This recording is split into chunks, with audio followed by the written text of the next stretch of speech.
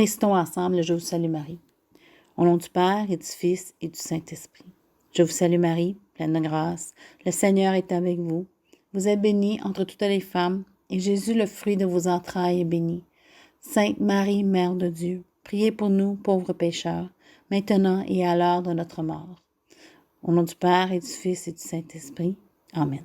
C'est moi, c'est nous, c'est qui l'on est. Samuel Genest.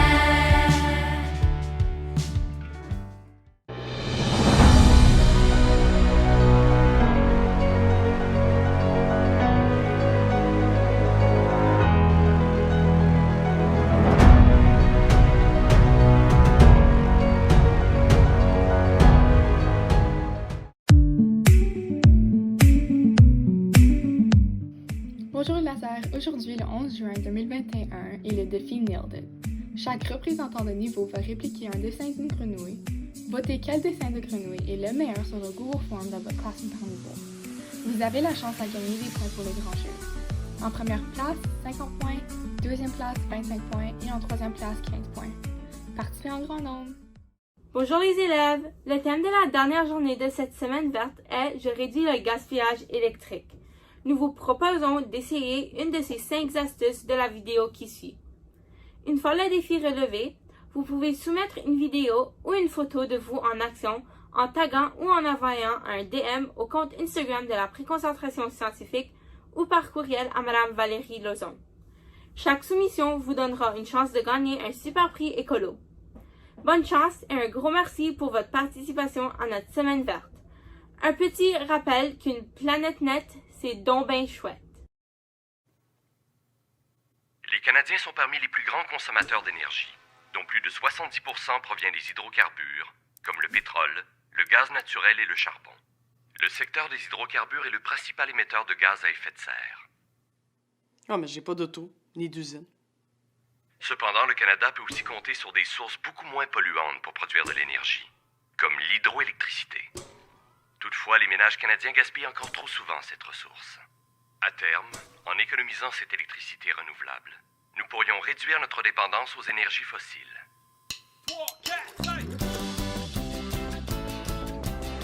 Réduire le gaspillage d'énergie. Ferme ton ordi. Ton ordinateur consomme beaucoup d'énergie même quand tu ne l'utilises pas. Et ce n'est pas parce qu'il a commencé à s'entraîner en cachette. Lorsque ton ordi reste allumé la nuit ou durant de longues périodes d'inactivité, il continue à gaspiller de l'énergie. En plus de l'écran, vérifie que ton imprimante et tes haut-parleurs soient fermés. Ils restent parfois allumés très longtemps alors que personne ne les utilise. Débranche ton chargeur. Quand la batterie de ton cellulaire est remplie, le téléphone continue à consommer de l'énergie. Même chose pour les ordinateurs portables et les tablettes.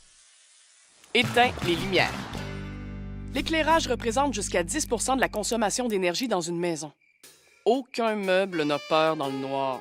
Ton mobilier va survivre même si tu fermes toutes les lumières en quittant la pièce. Ferme tes rideaux. L'été, en plein jour, ferme les rideaux ou les stores, de sorte que les voisins ne s'aperçoivent pas qu'au lieu de prendre du soleil, tu regardes une série en rafale. Bonus, les stores fermés empêchent les rayons du soleil de réchauffer la pièce. De cette façon, on diminue les besoins en climatisation. Les soirs d'hiver, ferme aussi les rideaux pour empêcher le froid des fenêtres de se répandre dans la maison. Choisis ton vélo. Il consomme moins et t'en donne plus. En ville, sur une distance de moins de 5 km, le vélo est le moyen de transport le plus rapide, devant la voiture et l'autobus. En plus, c'est bon pour le cardio. Prendre ton vélo, fermer les rideaux, débrancher ton chargeur. Finalement, ça prend pas tant d'énergie pour sauver de l'énergie.